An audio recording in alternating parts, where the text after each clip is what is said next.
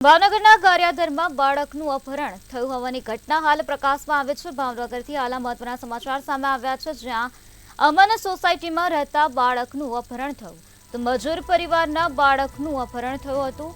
કાળુભાઈ બુકેરાના 9 વર્ષના બાળકનું અપહરણ થયાની ઘટના હાલ સામે આવે છે, ત્યારે ભારે શોધખોળ બાદ બાળક ન મળતા અપહરણની ફરિયાદ નોંધાવવામાં આવે છે। તો બાળકના પિતા ખોડાવદરી ગામે રહેતા પોતાના માતાના ઘરે બાળકને મૂકીને મજૂરી કામે ગયા હતા। ત્યારબાદ બાળક બીજા બાળકો સાથે રમતો હતો અને બપોરના 3 વાગ્યા સુધી ઘરે ન આવતા બાળકના પિતાને જાણ કરતા બાળકની શોધખોળ હાથ ધરવામાં આવી હતી, પરંતુ બાળકના કોઈ સમાચાર ન મળતા કોઈ અજાણ્યા ઇસમો બાળકનું અપહરણ કરીને ગયા હોય તેવી વિગતો સામે આવી। ત્યારે આ બનાવ અંગે પોલીસ સ્ટેશનમાં ફરિયાદ નોંધાવવામાં આવે છે। હાલ આ સમગ્ર મામલામાં પોલીસ દ્વારા વધુ તપાસ હાથ ધરવામાં આવે છે।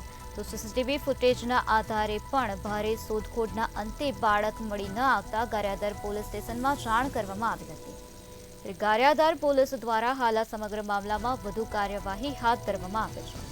તો ભાવનગરના અમન સોસાયટીમાં રહેતા બાળકનું અપહરણ થયું છે।